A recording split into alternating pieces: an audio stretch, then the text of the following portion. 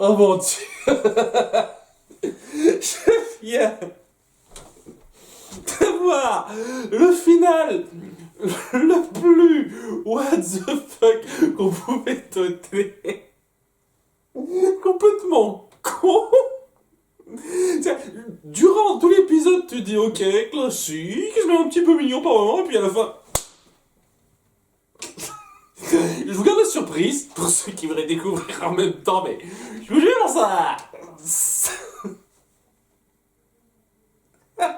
Ok, je me recompose une petite seconde. Et on va parler donc de cet épisode 16. Alors, Nurigi, ou Oru Nigi, enfin bref, c'est l'endroit, c'est le nom de la cité en question. Et donc ça se termine sur cette tempête qui sévit, Zia qui a mis le masque, ça lui a rien fait, bon ok, donc cool, et il est obligé d'atterrir en catastrophe, Esteban, alors que Mendoza lui fait un petit discours d'encouragement pour lui dire sinon tu es capable de grandes choses. On sent dans cet épisode qu'il y a ce besoin de mettre en avant les liens qui ont été tissés entre les personnages et certaines choses importantes qui sont représentées pour eux. Parce que c'est un peu le moment où on découvre la dernière cité d'or déjà faite. La 7ème, c'est autre chose. Hein. Maintenant, je crois avoir une petite idée de ce que ça doit être. Ah oui, j'étais un petit peu loin avec mon hypothèse. C'était pas loin. Alors, en tout cas, oui. Le fait est qu'il doit atterrir en catastrophe. Parce que, donc, il y a cette tempête qui fait rage. Et donc, le soleil n'est pas aussi présent, marche pas aussi bien. Il y arrive quand même. Hein, et on va voir après tout un passage avec des gorilles pendant une bonne, presque une dizaine de minutes, quoi, c'était long. Alors, on va voir déjà pas mal de moments gag entre Sancho et Pedro. Dans la première moitié, on met à fond l'accent sur eux, histoire de dire allez, regardez, vous vous rappelez ce genre de dynamique qu'ils ont, et c'est toujours pas drôle, hein, c'est toujours chiant. Hein. Merci de me rappeler que quand on se centre bien sur eux, c'est encore plus chiant. Hein. En tout cas, voilà, quoi, ils font les pitres de façon pas du tout drôle une fois de plus, et ils finissent par attirer l'attention d'un gorille avec la peau d'un léopard qui a repris Sancho, ce qui fait que le gorille est un petit peu énervé, ça fait peur à tout le monde. Il y a Zia qui essaye un petit peu de communier avec son esprit, mais même là, elle n'arrive pas à le calmer. Comme quoi, elle n'est pas totalement toute puissante avec ce genre de truc. Hein, elle comprend que ils ont donc, à cause de cette odeur de léopard qu'ils ont avec eux, il est énervé et il a envie de les buter. Et elle peut rien faire contre ça. Ce qui au passage me rappelle tellement Tarzan. Je veux dire le début quoi, t'as ce gorille qui veut s'en prendre à un léopard. Parce que bon, il a bouffé son enfant. Et puis il y a toute une meute, toute une tribu, une famille de gorilles qui se réunissent après coup, quoi. On sent qu'ils ont vu Tarzan de Disney. Hein, ça se sent un petit peu quand même, au bout d'un moment. Enfin bref, voilà, il y a le chef de la meute, un gorille blanc, hein, qui a la peau blanche. Ok, qui empêche donc le gorille ultra zélé de les attaquer, et qui comprend un petit peu mieux ce qui se passe. Hein. Bon alors, l'espace d'un instant, j'ai cru même qu'ils allaient le faire parler. Mais bon, ils sont pas allés jusque là. Et ils ont évité cet écueil là. Et ils ont juste montré que c'était une sorte de gorille sage, compréhensif. De toute cette progression, cette aventure, cette découverte que doivent faire nos personnages, parce que ce sont les gardiens un petit peu au Lunigi, je crois. La façon, c'est ce qui fait super bizarre, quoi. Je veux dire, c'est des gorilles. Ils comprennent pas le principe de ce genre de truc, faut arrêter les conneries, quoi. Vous essayez de mettre en place des comportements animaux logiques, naturels. Et dans les autres cas, c'était compréhensible, quoi. Tu voyais, c'était quoi, une tigresse, un truc comme ça, ou une lionne qui voulait protéger ses petits. Donc tu comprenais le principe. Si tu vois des macaques qui s'amusent, tu comprends le principe. Des gorilles qui sont les gardiens d'une espèce de cité, c'est super bizarre. Et voilà, quoi, ils ont installé leur meute, je sais jamais les termes pour ça, je suis désolé. Ils ont installé leur nid à côté d'un gouffre qui est lié à Olunigi. Le gouffre en question, donc, c'est une épreuve à passer pas pour nos personnages pour atteindre la cité. Sachant que s'il n'y avait pas eu ce problème de climat, ils auraient facilement pu passer ça avec le Grand Condor. En fait, ils pourraient, hein, le Grand Condor n'est pas détruit du tout, hein, ils pourraient se remettre dedans et passer. Hein. Mais bon, étant donné que les gorilles veulent absolument que les choses se déroulent selon la tradition, qu'ils protègent, ça ne peut pas se passer comme ça. Hein, apparemment, ils peuvent pas revenir au Grand Condor et se servir de ça. Il faut que Zia découvre un peu par elle-même en utilisant le Baco. Alors bon, un truc que j'apprécie là-dedans, c'est que voilà, le Baco, c'est pas juste un gimmick qui aurait servi à rien dans d'autres circonstances. Là, on essaie de lui donner une certaine justification. Bon, je dis pas que c'est pas un peu forcé, une fois de plus, avec ce système de gorille qui respecte les traditions, mais il y a des choses intéressantes à dire quand même là-dedans. Enfin bref, grâce au Baco, elle voit donc une espèce de pont de lumière invisible, hein, donc à l'œil nu, qui permet de passer. Ah, donc c'est la plus courageuse, elle se met en avant, et à côté de ça, il y a Esteban qui a un peu du mal. Hein. Et oui, on insiste un petit peu là-dessus dans des moments que je trouve assez jolis, où Zia lui dit, écoute, je sais que t'as peur, mais je suis là pour te protéger. Et on met en avant un système qui coule, où elle lui tient la main, il est au centre, et il y a Tao qui lui tient la main par derrière. J'ai presque le sentiment que les gens qui ont fait ça, ils ont vu ma critique sur un épisode de la saison 3, début de saison 3, où c'était super mal géré avant, quoi. Où, ouais, il y a Esteban qui a ce vertige, il y a Tao et Zia qui passent en avance en ayant rien à foutre de son vertige. On a eu une scène comme ça, hein, lorsqu'il passait sur un tronc d'arbre par-dessus un fleuve qui était assez bas, quoi. Là, ils se sont dit non, non, on va le tenir par la main, on est super solidaire, on fait attention à lui. C'est un moment assez touchant, quoi. À un moment donné, il craque, il a peur en se retrouvant ici, mais Zia insiste, on est avec toi, il reprend son courage, il parvient enfin à passer, et c'était un moment, ma foi, fort efficace. Fort efficace qui reprend bien donc cette phobie d'Esteban, où on fait un petit rappel à l'épisode où ils se sont rencontrés, donc ouais, dès l'épisode 2, quoi, où Esteban a promis qu'il la protégerait en dépit des dangers qu'il pourrait y avoir, et elle lui dit oui, je te rends l'appareil tout de suite, ce genre de truc, le petit rappel, c'était cool, hein, ce moment était très bon, forcé, hein, amené de façon un peu forcée, mais très bon en termes de moment de personnage. Une fois arrivé de l'autre côté, donc il n'y a que les enfants, je ne sais pas si je l'ai dit, il n'y a que les enfants qui peuvent passer, on empêche les adultes de passer. Une fois qu'ils arrivent de l'autre côté, il y a Zia qui remet le Baco pour apercevoir certains signes qui indiquent où devrait se trouver la cité qui finit par surgir. C'est donc cette espèce de grand arbre géant doré, très joli à voir le peu qu'on l'a vu. Et à nouveau, c'est très rapide, hein, j'imagine qu'on le verra plus en détail dans l'épisode suivant.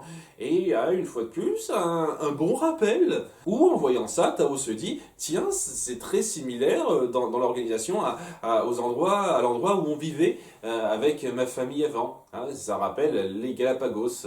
C'est...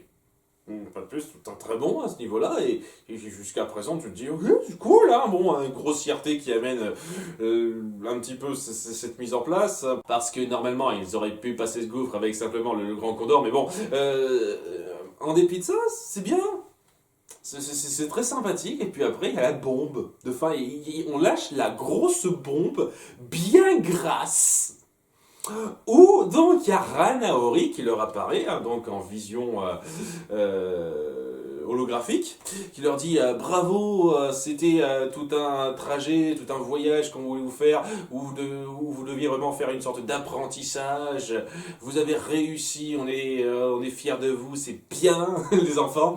Hein, bon, hein, ils parlent pas les enfants, mais bon, techniquement ça devrait être ça, hein, puisque on a un peu insisté sur le fait que ça devait être des enfants à la fin de la saison 1, c'est les porteurs des médaillons, et c'est là qu'elle dit si nous avons fait ça, ce n'est pas seulement pour vous montrer ceci, mais c'est aussi pour faire une mise en garde. Parce que dans le grand conflit entre Atlantide et Mu, à une époque, notre technologie est allée tellement loin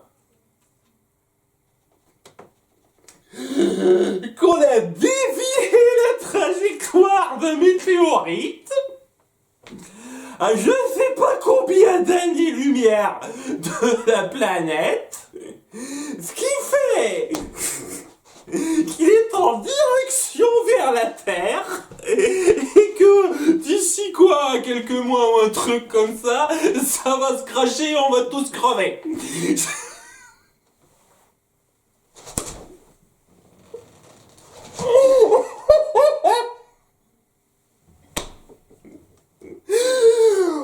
La série se dit, et si on se la jouait Armageddon sur la fin, c'est pas assez épique.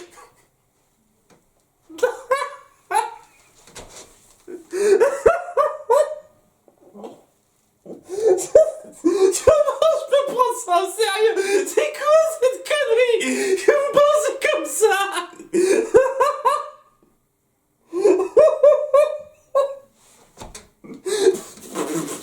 Oh, météorite, il va s'abattre sur la Terre et Stéphane Diaitao pourront-ils arriver à le stopper? Qu'est-ce que je peux dire? Est-ce qu'il y a que moi qui trouve que c'est ridicule? Est-ce qu'il y a que moi qui trouve que ça va pas du tout dans le ton de ce que vous avez mis en place? Alors déjà que je trouvais que le délire des Olmecs et qui veulent totalement changer l'orbite de la Terre pour mieux vivre dessus, une connerie comme ça mettait des enjeux beaucoup trop au perché et qui sortaient de nulle part par rapport à une série qui ne s'y prêtait pas tant que ça à mon goût. Je le pense toujours hein, pour la saison 1, mais là c'est 50 crans au-dessus. Hein. C'est complètement taré quoi. C'est qui la personne qui a eu cette idée de merde? Parce que dans un sens, j'ai envie de l'applaudir, quoi. Osez faire ça. Osez faire ça, mais c'est dingue. C'est dingue. Je ne peux plus prendre une seule seconde de série au sérieux maintenant. C'est une seule seconde, hein. Avant, j'avais quelques espoirs, je m'accrochais, mais non, c'est du n'importe quoi. Voilà, tout marche n'importe comment. Parce que il n'y avait pas suffisamment d'enjeux avec les Olmecs qui étaient sur le point de faire revivre leur armée. C'était pas assez dangereux pour vous, c'était pas suffisant comme enjeu. Il faut que vous nous balanciez le scénario d'Armageddon. Je sais pas ce que vous avez fumé pour faire ça, mais... Dans un sens, maintenant, je veux dire clairement, je pense que je vais pouvoir apprécier cette série ironiquement. C'est-à-dire que ça va être tellement con, tellement ridicule, tellement au perché, que ça va me faire marrer. Ce truc-là, voilà. Je pense que c'est ça. Donc voilà, alors c'est difficile de juger cet épisode parce que ce qui reste le plus en tête, c'est ça. C'est la fin, on nous balance cette bombe. Ouh, il y a un météorite, il va s'abattre sur la Terre. C'est ça qui reste le plus en tête. Et ouais, c'est difficile à jouer parce que, voilà, ça me fait marrer tellement c'est con. J'ai pas passé un mauvais moment découvrant ça, mais ça reste complètement débile et stupide. Hein. C'est vraiment... Mais n'empêche que, ouais, la grande majorité de l'épisode, c'est quand même pas mal. C'est quand même pas mal du tout. Ouais. Je vais plutôt garder ça. Je pense que je vais plutôt juger ça par rapport à l'épisode qui va venir. Hein. Je vais prendre ça en compte par rapport à l'épisode qui va venir. Quelle que soit votre façon de justifier le truc, c'est ça. Et donc, ouais, ça laisse présager qu'au bout du compte, la 7ème cité d'or, ce sera une espèce de tour de défense contre la météorite. Conneries comme ça. On a mis en place les bases de quelque chose pour contrer cette météorite. À vous de finir le boulot. Ça va être ça la 7ème cité d'or. Je peux plus. Oh mon dieu. T'as osé faire ça, c'est dingue. Mais dans un sens, c'est peut-être pas plus mal. Parce que je vous cache pas que cette saison 4 m'a pas mal fait subir de désillusions. Hein.